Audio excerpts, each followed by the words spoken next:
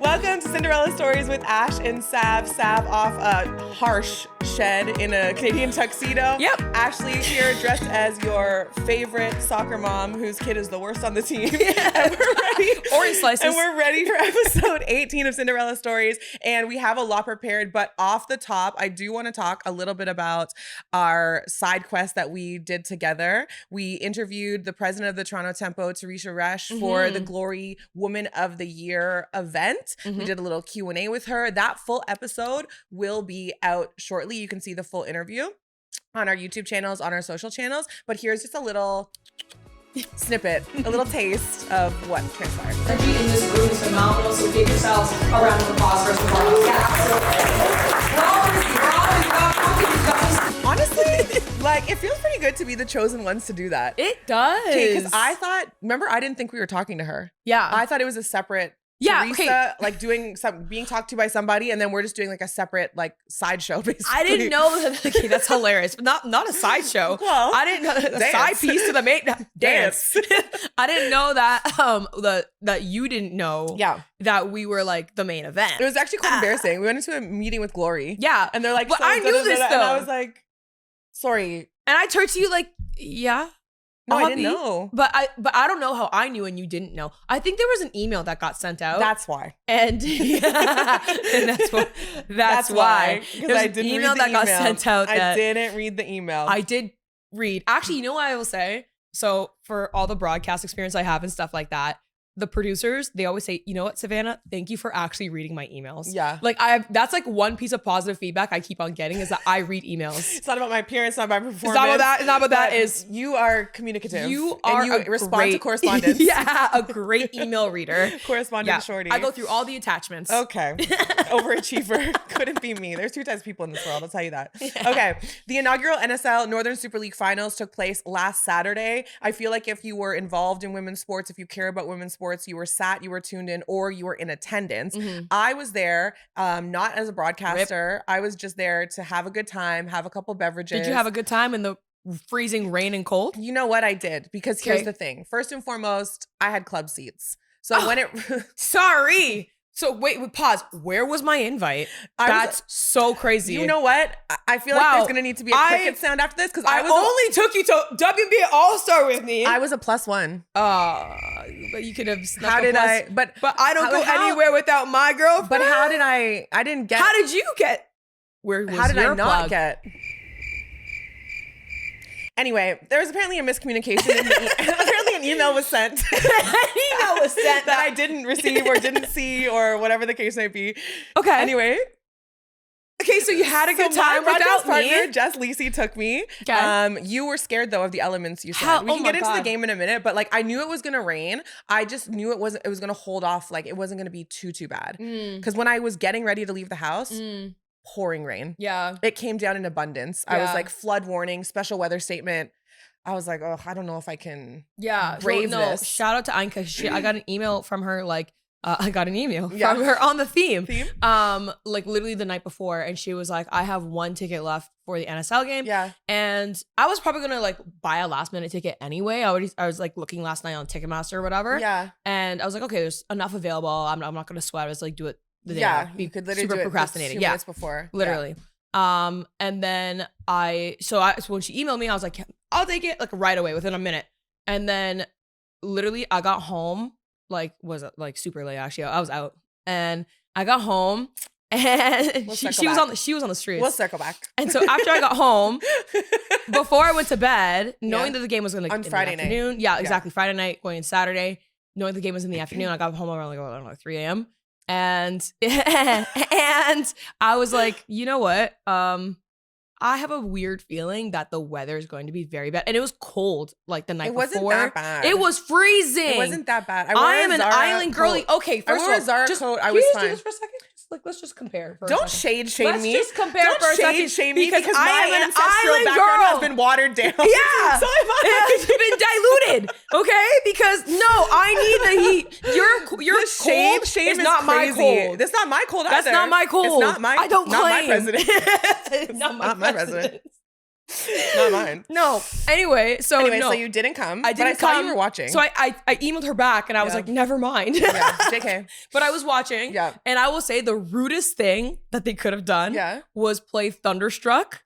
During the delay? During the delay. I heard it on the broadcast. In-game sound and you know what? I will say also, like when AFC Toronto was getting their silver medals for losing, that was harsh, but whatever. It's what happened. Yeah. They kept playing Coldplay instrumental on a loop. Which song? Like which one? I don't know anything about those men. Like Viva La Vida? The popular one. The one.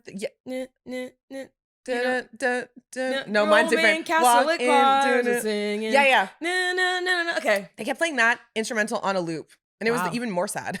So it's like, okay, girls, please. Wow. But yeah, it was. That's like a happy song too. So to do that on a silver is crazy. It was like a.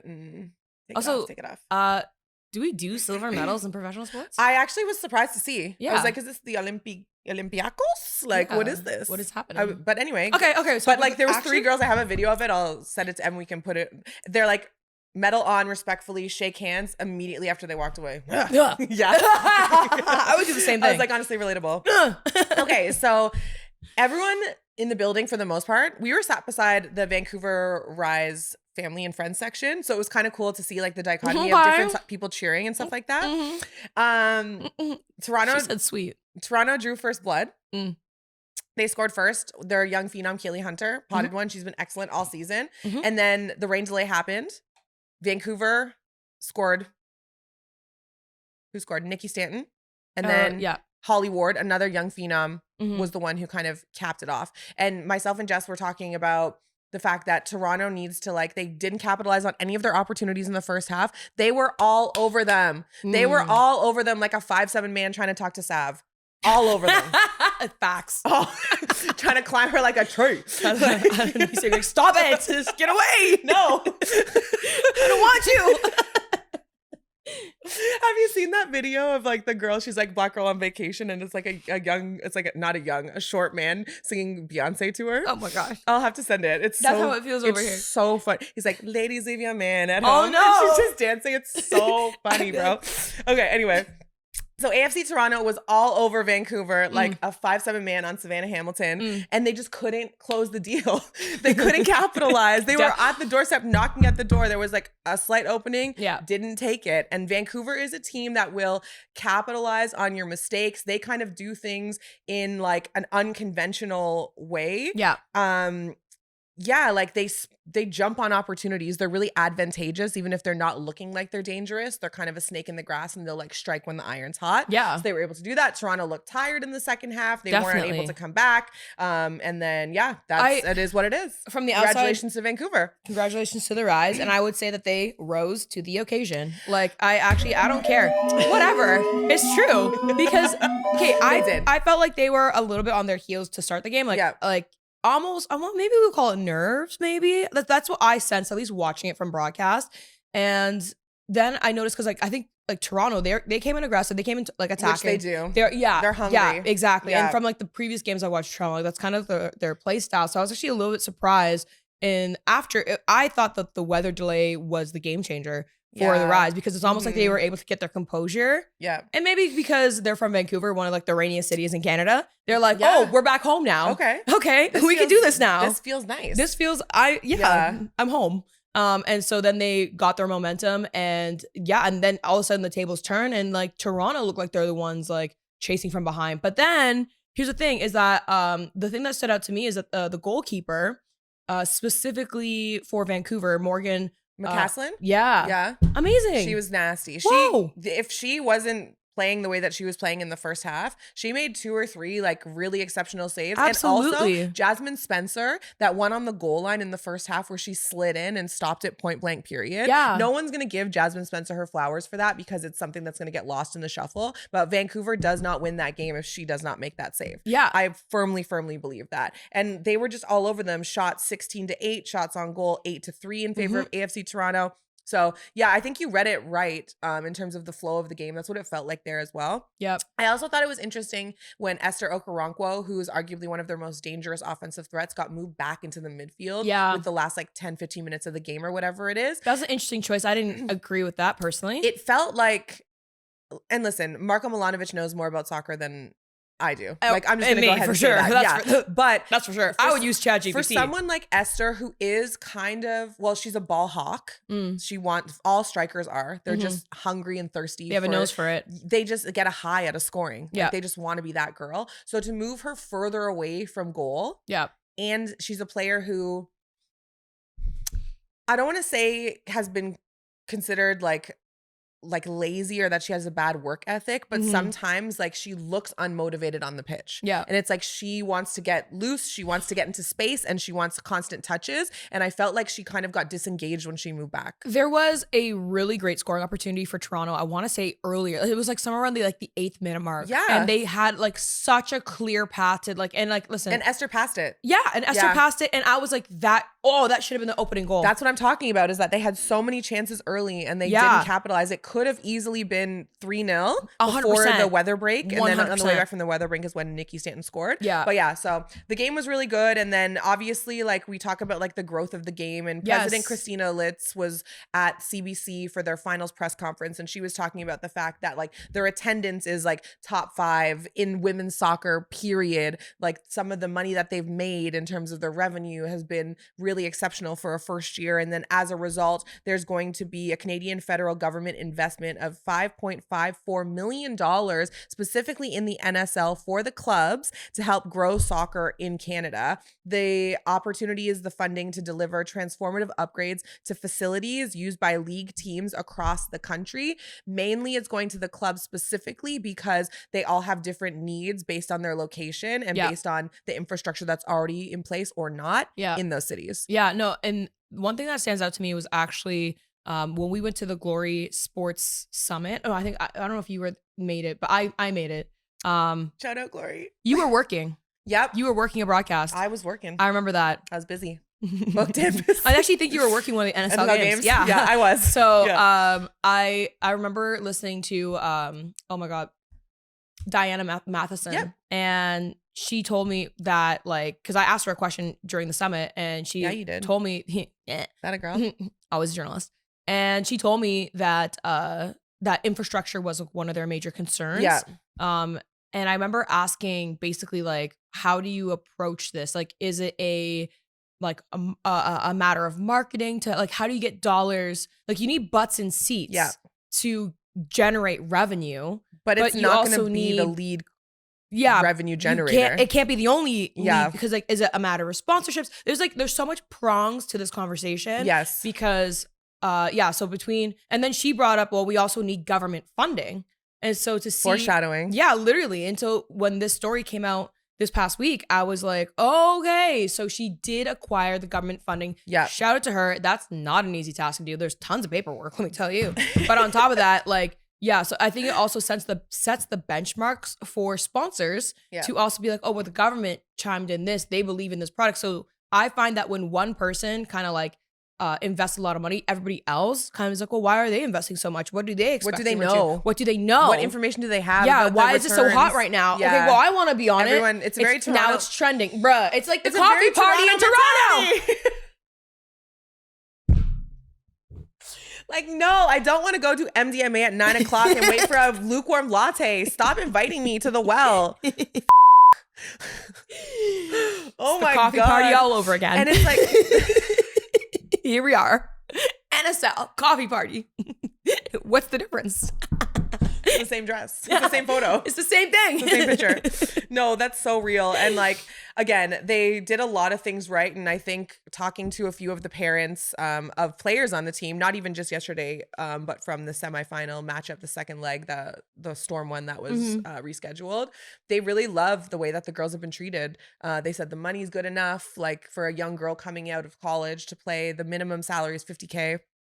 So you're getting that to stay at home and play soccer, and assuming getting a bunch of other stuff for free, meals, training, physio, whatever, right? So a lot of that's just like money in your pocket. Yep. I will say though, oh Lord. So on the rescheduled match on Monday for Toronto against Montreal, it was freezing.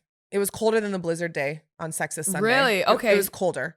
The weather was better, but it was freezing.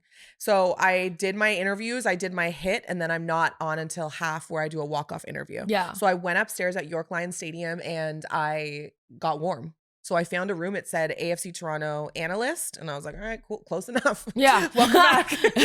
That's me. Enough. So I went in the room Same. and I was just sitting there by myself. And then someone came in and like, oh, do you mind if these ladies join you? And I was like, no, of course not. We're all trying to escape the elements. Like, please. And it was 2 women from the Montreal Roses. And one of them was the mother of the goalkeeper, Karpenko. And used to be a good person. It was already 1-0. And it was Esther had the hat trick that game. Okay. And so we're just talking about, you know, like, yeah, your daughter's been playing really well, but she needs help offensively because ultimately when a home and home is on aggregate, it's a total score. They didn't score anything in the first. They're already down 3. They need to score 4 goals to advance, but they haven't been scoring a lot just in general. And she's like, yeah, you know, like it's the team effort, da-da-da-da-da. We're just chatting. As we're chatting, goal on her daughter again. I'm like... Anyway. Yeah, you know, as we were saying, like, things got a little bit harder. Goal. Rude. Yikes. I said tough. I said tough. I said that's tough. My advice. I said that is tough. That's tough. What? She already knows. We don't got to talk about it. Yeah. Tough. That's that on that. Any final thoughts on the NSL? No, I think I'm just happy to see a professional women's league have, you know, a sustainable first season. Yes. That's the goal. Like, it's not necessarily like how much revenue can they generate right away. It's not, is this product on the field perfect? It's not about all those details. It's about, is this sustainable? And by the way, this doesn't even just go for women's, it goes for any startup league. Yeah. When the CEBL was even starting up, that was a big question mark too. There's so many questions, and now they hear it. What are they, 5-6 years? No, there have to be at least 6-7 years in there. It's been a minute, and they found the markets that work for them. Exactly, and I think a big part of it is the fact that they're looking for markets. And I did see the NSL is looking to expand to 2027, which is also a teller of like a tell of the growth and potential opportunity that they see this league turning into. I also feel like it's kind of like a beacon of hope for women's sports in Canada, because when I think about the Canadian women's sports landscape right now, people don't realize that like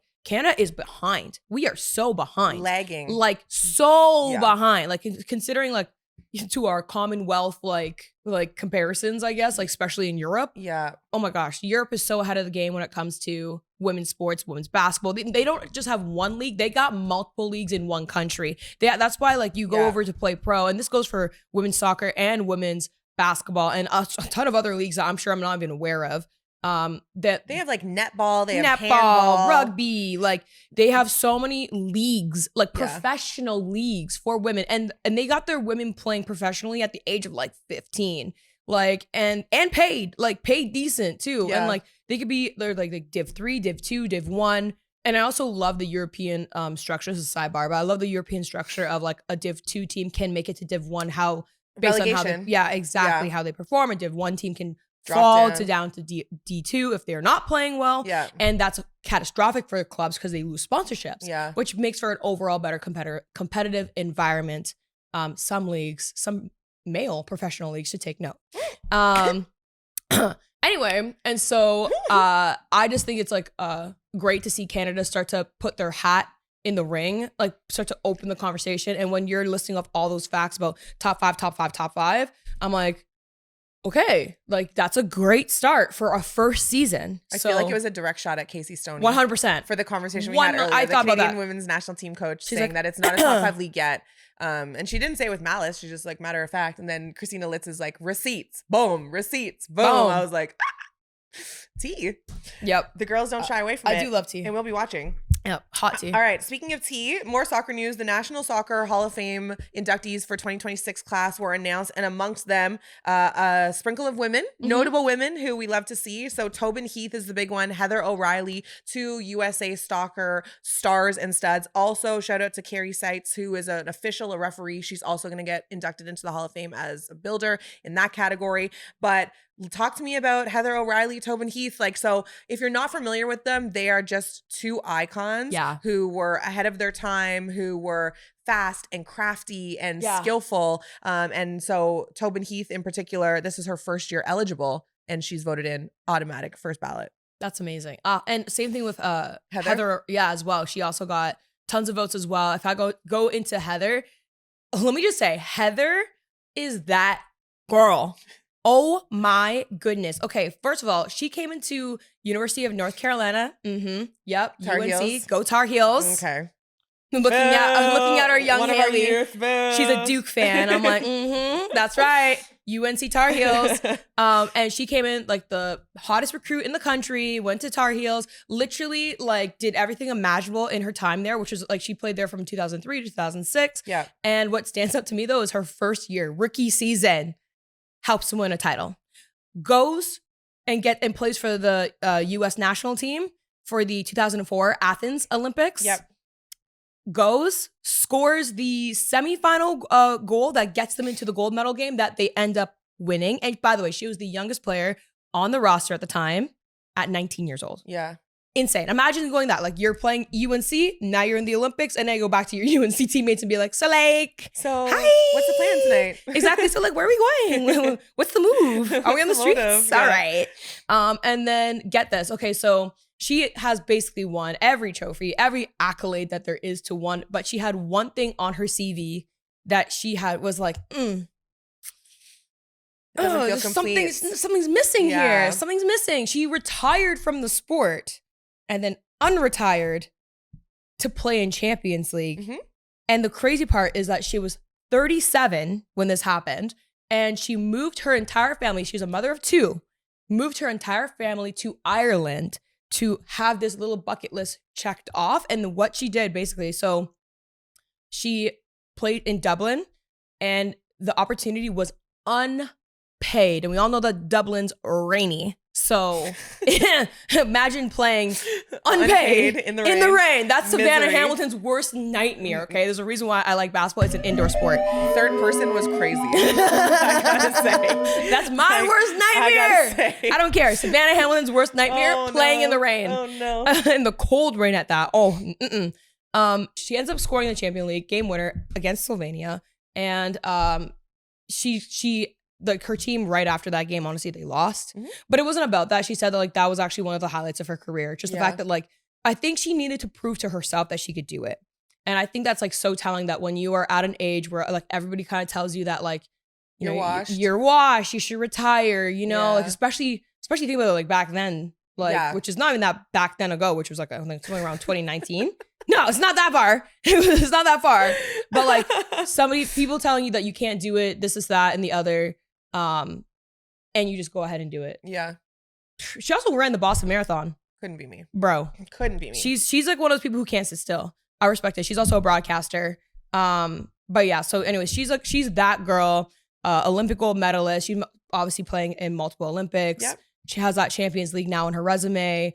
Everything that you can imagine for like the NWSL. Yep. Like all those accolades as well. So yeah, she's that girl. Okay, now tell me about who you got. Miss Tobin Heath. Hey. So she was described by the US Soccer Federation as the most skillful women's player. Mm-hmm. And she has Olympic accolades. She also played for the Portland Thorns alongside Christine Sinclair for 70 matches as well. She literally just kind of comes onto the pitch in this like calm, cool, collected attitude. She's the kind of girl that like, you know how sometimes like we're not mysterious or quiet? No. Do you know what I mean? And you know how sometimes like, okay, I'm going to just like... I'm going to be cool. I'm going to be... in the shadows. We're not. No. All of a sudden, we're in the sunlight. The shades are open. Cut to us at All-Star. Yeah. Doing the most, to say the least. Yeah. So she's the opposite of that. I feel like she's super calm, cool, collected. But my lore about her is obviously she's a first ballot inductee. She's built for this. She dedicated her whole life to soccer. But her lore, a lot of it recently is the fact that she's married to Kristen Press, who's also a very famous and popular and successful USA women's soccer player as well. So power couple. They kept it under wraps. They'd been together for a long time. They eventually got married very recently, I think a couple years ago, but they had kept it under wraps for a long time. And then the story is that they got caught kissing under a tree at U.S. Women's Nationals training camp. KISSING. But they didn't know that they were caught. So like we know that you don't know that we know. Oh. And so Tobin Heath was so funny. She's like, honestly, she's like, it was kind of a romantic moment. She's like, but if we would have known that people saw, we would have stopped. We would have been like, oh, we bumped heads together accidentally or something, like, because they're still trying to keep it. They're still trying to keep it under wraps. No, she was choking. I was giving her CPR. Like she needed me for survival. She was vertical. Yeah, like it was just very tough. So they had this like secret but not secret romance where it wasn't like publicly known, but like their close friends and teammates obviously knew. Kind of like for modern lore, like AZ and Paige. Yeah. It's like, who would you trust with your secrets? Well, the UConn women's basketball team. Because nothing was ever said about Paige and AZ. And obviously everyone knew. They knew until they were ready. Yeah. So it's kind of similar to that situation, which is, again, one of the funniest things and like the most interesting things about women's sports is that there are relationships that are on the same team, on different teams. You have competing interests. Either you're vying for the same position, which Kristen Press and Tobin Heath were. Yeah. But Kristen knew that Tobin was 1A and she was 1B, or you're fighting against each other and then coming home in the same household, you know, after a loss. Like we'd never get like, yeah, you know, Victor Wembanyama and Rudy Gobert were caught kissing under a tree at national training camp. Like, and if you did, they ain't ready good for you. Yeah. If you did, good for you, you tall, lanky cuties. But that's not how part of the men's sports landscape. No. So that's one of the reasons that we love these women's sports. So yeah, forbidden love, sort of, but not sort of. Fighting for the spot in the sport that you worked for your whole life with the love of your life. Yeah. For and against them. Yeah. So that's kind of like one of the things that I love about Tobin's story as well, is that she was able to kind of have it all. They say you can't have it all. She did. She had the career. She was successful. She got the girl. They have a podcast called The Recap. And yeah, now she's getting inducted into the Hall of Fame. And they had a really cute moment where on the podcast, Kristen kind of leads it and like leads the discussion. And they have a community corner question session, and they're like, oh, Cindy from New Jersey has a question. Tobin's mom is named Cindy, and so they brought out Tobin's mom, and the question was like, how does it feel to be inducted into the Soccer Hall of Fame? And that's how she found out. Is they revealed it with her wife and her mom, and she brought her flowers and stuff like that. Yeah.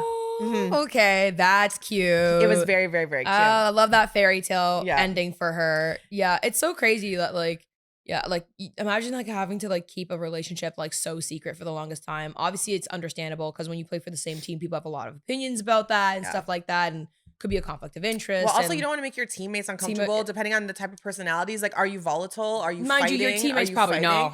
Yeah, but like you want to make sure that you're able to still approach it with a professional lens when you're at work. It's like church and state. Yeah. Like it has to be separate because then it can cause a lot of other issues. Well, we've seen this before with Alyssa Thomas and Dwana Bonner. Yeah. As well. Like they've played for the same team. They played for separate teams. And then I think they're back on the same team again. Yes, they are. Yeah. Phoenix Mercury. Yeah. And so it's not like an unheard of thing. And also like, you know, like I know like I've heard many stories. I know people who were like dating on the same team before.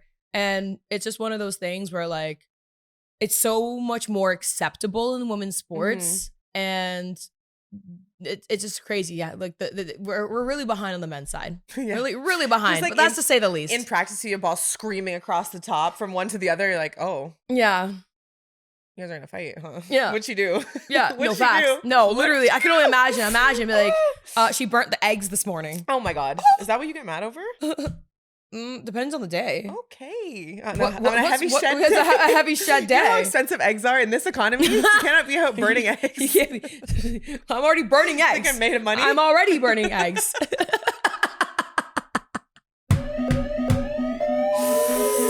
Touché. I like that. I like that. Okay. Also, I like the second annual Marta Award.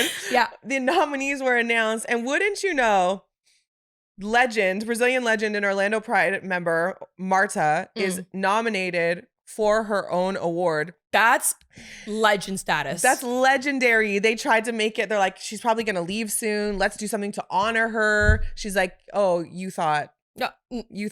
I'm actually still in shape. I actually have an 8-pack. My pace is still on point, and she's nominated for her own award. And it was a beautiful, beautiful goal. It was a beautiful, beautiful goal.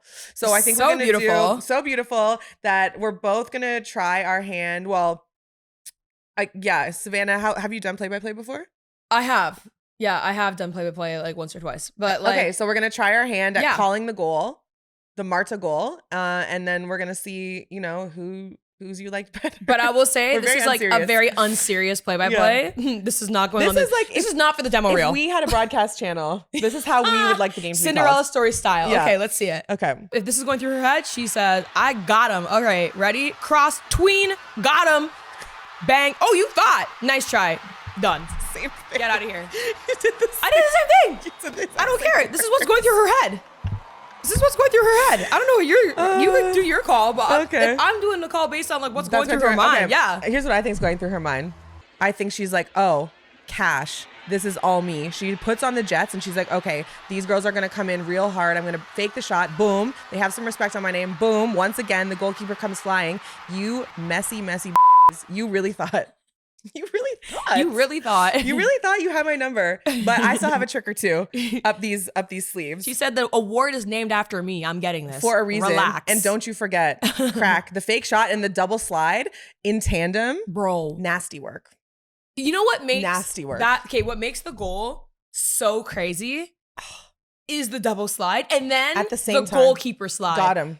Twice. Yeah. Imagine basketball version breaking 2 ankles on a double team at the same time to the point where they both fall. The defender and the help. Bro. The defender and the hedge. Like all of them are just gone the wrong way. Literally. They fall and then the help defender comes and they fall. What's that meme where they like send people into outer space?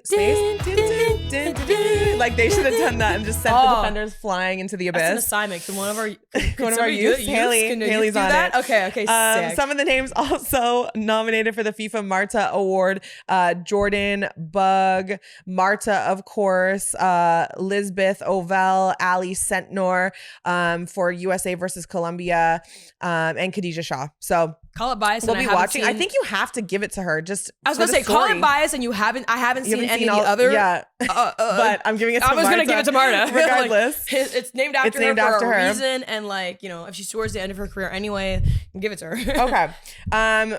Speaking of, so Marta towards the end of her career, but also not really. JK, like she can play as long as she wants to. Oh yeah, obviously. Like. I don't know whose blood she's like drinking at night. I don't know what red light therapy she's engaging in. Tell me. Send us your routine. It's probably like skincare, cryo, sauna, red light therapy, stem cell injections. Mm-hmm. Yeah, hanging upside down for 42 minutes. Yeah, let me know your people. Yeah, talk to us. Yeah, please. Okay. The next generation though, specifically NCAA D1 basketball. Yeah. The girls are going crazy. Bro. Okay. Like Hannah Hidalgo, okay, 44 points, 16 steals. In a measly 28 minutes. Huh? Okay. Audie Crooks, 43 points in 20 minutes. What do you mean by that? We're going to get into a deeper conversation about like the draft order, and everyone had this preconceived notion that Miss Congeniality and America's Sweetheart Azzi Fudd was going first overall just because we know more about her. But some of these numbers are insane. Yeah. But I want to get back to the X's and O's and a little bit on the board for this because Audie Crooks specifically. Yeah. She's a solid girl. She's 6'3". She holds her own. Yep. She's out here bodying people in the paint, sending them like she's literally hitting girls and they're hitting their ass on the ground. I have to ask, like right away, not to cut you off, but how do you guard her? That's exactly it. Like, how would you guard her? I know how I would guard her because it's different though. Because if I'm a guard, I'm getting mismatch in the post against a 6'3" problem. Okay, if we were to lace up right now, both of us in our primes against Audie. Yeah. All right. I will make sure she does not even get anywhere close to the paint. I will have to like try to do my work early. Hammering her above the break. I don't even care if I foul out of the game. Oh. Like, as long as she doesn't score a point, or at least doesn't score like 44 points on me, then that's a win. A win is a win. But no, I would keep her by the elbow and above. Try to make her play an outside game or a mid-range game. Because the moment that and even then, that's hitting step backs. So hard because she's hitting step backs. But I'd rather her hit 20 step backs over my head top than bully me in the paint because it's like, I know myself. Like, actually, that's actually how I got my knee blown out. But like the second time in my third year, people don't know this. 2 of 3. I had, you know, literally, stats. Bro, in my first year and my third year, people don't know this. I missed the rest of the season my third year because like a solid build like woman, she just fell on me. She knocked, I was on offense. I did like a reverse under the chair, like take the chair from under you. Yeah. She fell on me. And my knee to the ground, kneecap dislocated. Everything, bones crushed. Like literally, I broke bones. What did that look like? Ugly. Oh, it was. Oh, what did it feel like? Can you show me? Oh no, because it this, and then they immediately snapped it in person. Like they had to, like on the court. When I tell you, I was on the floor like this. Like I was like blood curling scream. I've never screamed like that in my life. Anyway, so that's, so when I'm thinking about Audie Chris, to bring this all back, I will not put myself in that position ever again. I will take her out of the paint so far. Yeah. Like, and if she wants to hit a million Kobe step back threes on me, yeah, absolutely. Go right ahead. But you're not going to get in the paint with me. So the only problem with that, and I think it's one of the solutions that you're going to try. It's like one of those things. It's like she's going to score. You got to limit the damage, to your point. Yeah. But I think she thrives with the contact. So it's like when you're somebody who's like that and you're trying to body me, it's like, okay, challenge accepted. Like I'm going to bait you into the fouls, or I'm going to hopefully get the calls, the star calls.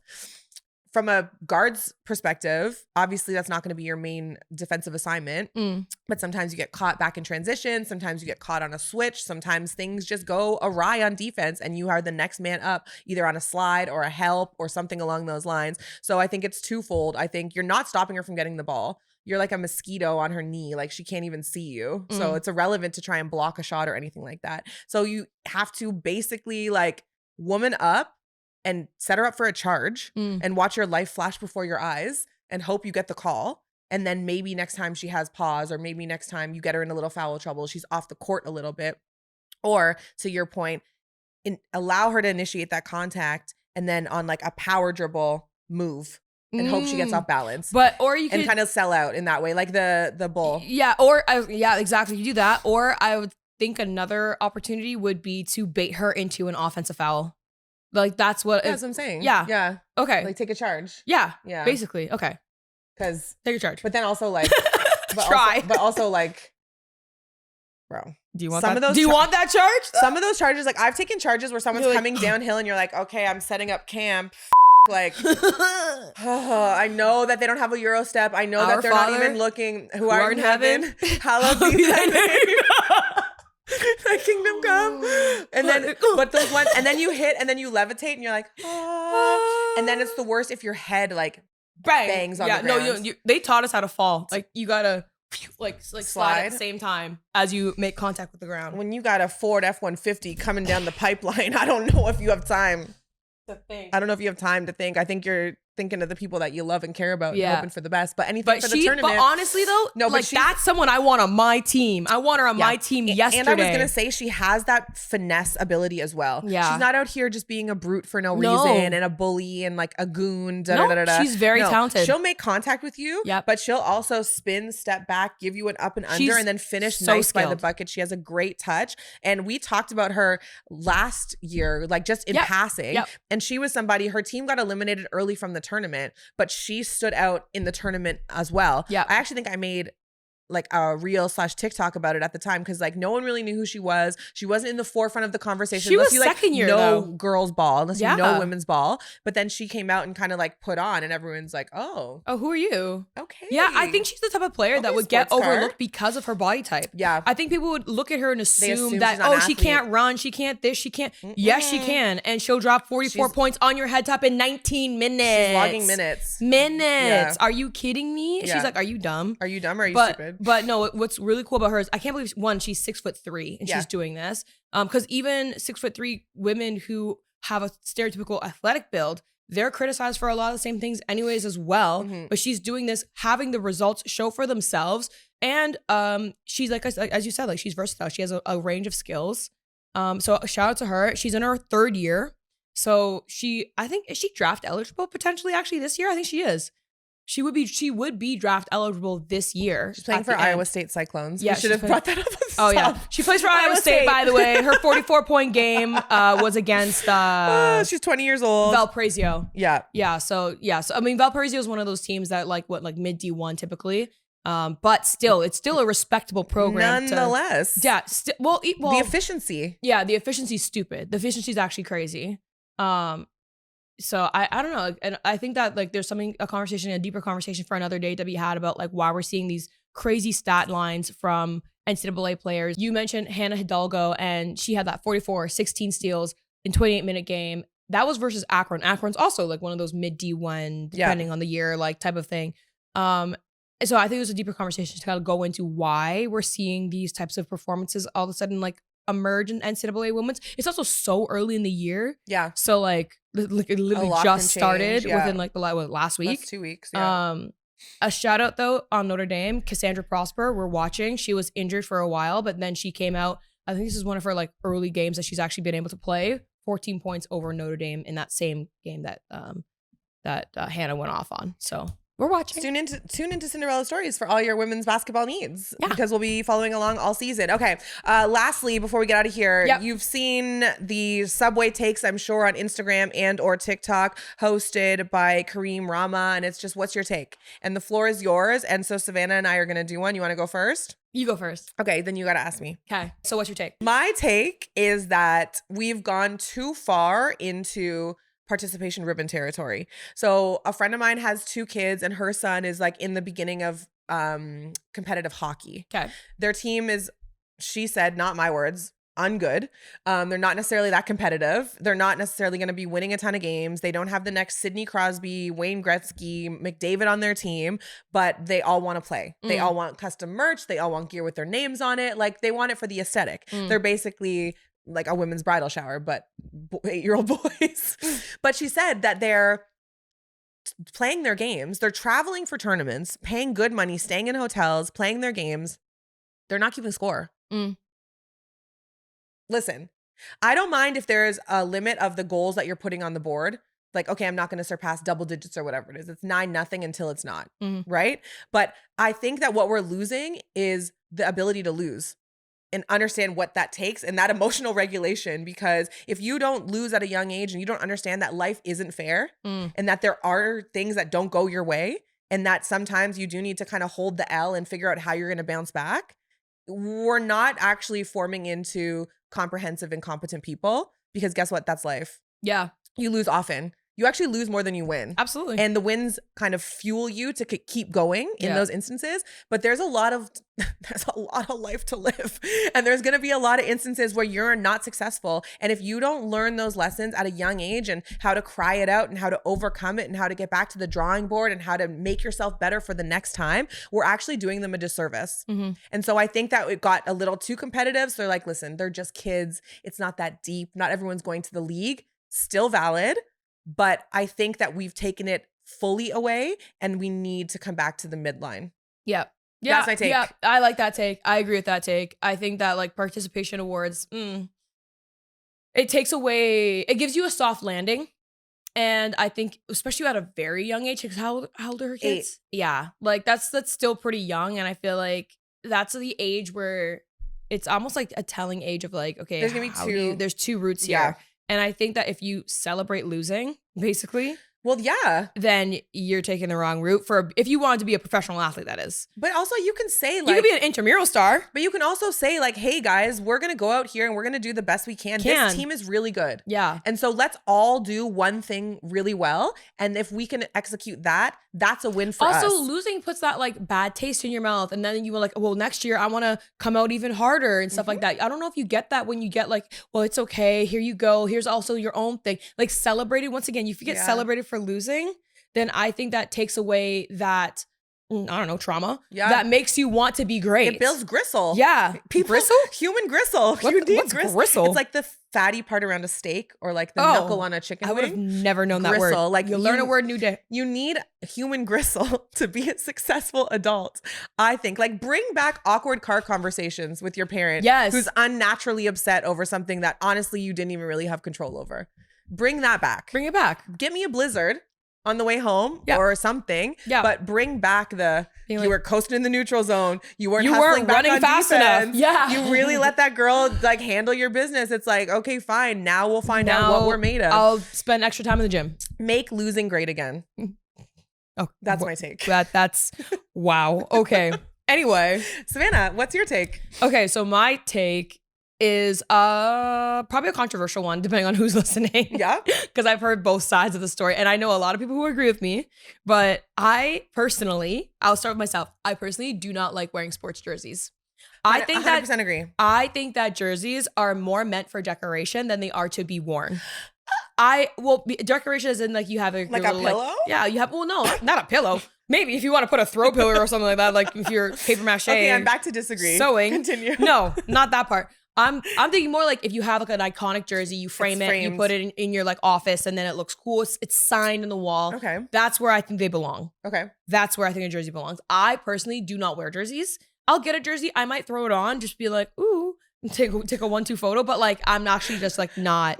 Yeah. If you actually go through my Instagram, I think the last jersey I posted was the New York Liberty. And actually, with that said, my one caveat to the rule is it's okay to wear women's sports jerseys. I think that's cool. We're missing some steps here because I think you're trying to be too pragmatic, and I know your real truth. So I'm going to push you on this a little bit. Okay. You think it's not okay to wear jerseys? I don't like them. What if a man that was courting you? What if a 5'7" king that was trying to climb that tree? First of all, would never. First of all, wouldn't even see him. Be like, I hear a voice, but like, I don't see anyone. Me guarding Audi. Like, literally. Okay, so where's that coming from? What if a man that you're like, oh, I'm kind of interested in see where this goes, and he shows up wearing another man's jersey? How do you feel about that? I don't think jerseys are flattering, and I don't love it because for me, I'm thinking like, okay, so also the other thing about being a broadcaster, I think, is that you cover athletes. Yeah. You cover them for a living. Mm-hmm. So you know these people in real life. Yeah. And so when you see a guy that's wearing the name or just the jersey in general of another person that you know personally, it's giving fan. And I think for me, that gives ick. Because I don't want to like per se like be with somebody who's like such a fan, such a hardcore fan in like that way. It's okay to have an appreciation for someone's game. But like, I don't like the idea of like freaking out if you were to see him in person. Right, like, oh my God, is that so-and-so? Oh my goodness, I have your jersey. Like, you know, like I don't think that's cute. 100%. I don't think that's cute at all. I'm like, no, be cool. Especially if it's like you're an older person and you're doing that to like a 19-year-old. I think if you're a kid, it's different. Yeah, of course. If that's your star, if that's your, of course. We love a hero. Yeah, that's my hero. Okay, that's different. Okay, it's a little grown man. Okay, I disagree. You disagree? I do disagree. I think it's attractive. No. Well, you do agree. You do agree. You just don't want, you're disagreeing to disagree. It's not an ick for me. But here on the sidebar of those two icks that do come to mind. Yeah. Number one, I have frequented a dating app periodically.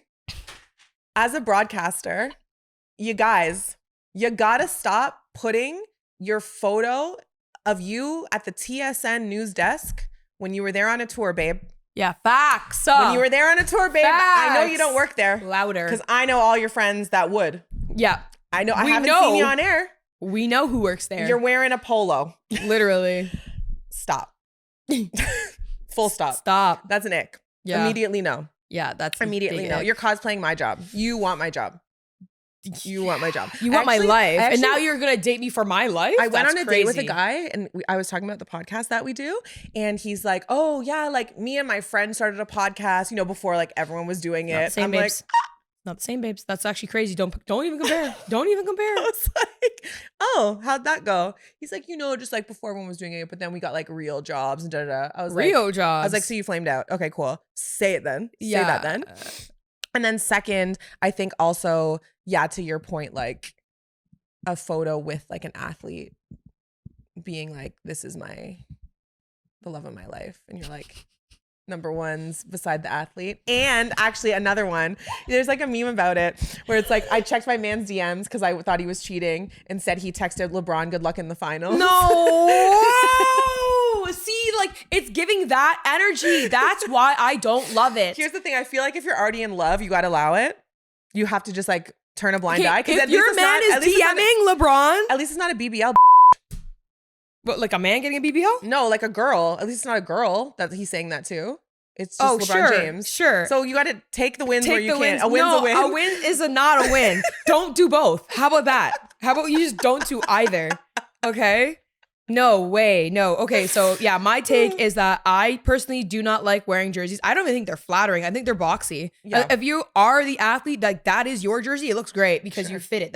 It has your name on it. It's yours. Mm-hmm. But if you're not the athlete that's wearing it, it makes you look, especially if it's just a casual fan. Yeah. It's not great for body framing here. And on top of that, like it's giving like really big fan energy for somebody that we probably know in real life. Yeah. Who's also just often not a great person. And there's that part. And there's that part. Who often, when you know them a little too well and you're like, eh. Don't meet your heroes. Don't meet your heroes and don't let your heroes meet you. The iconic Cinderella Stories is the line that started it all. Thanks for tuning in to Buckets and Veneers. This is Savannah Hamilton. I'm Ashley Docking. This has been Cinderella Stories. As usual, like, subscribe, comment, follow us on socials. We'll see you guys next week.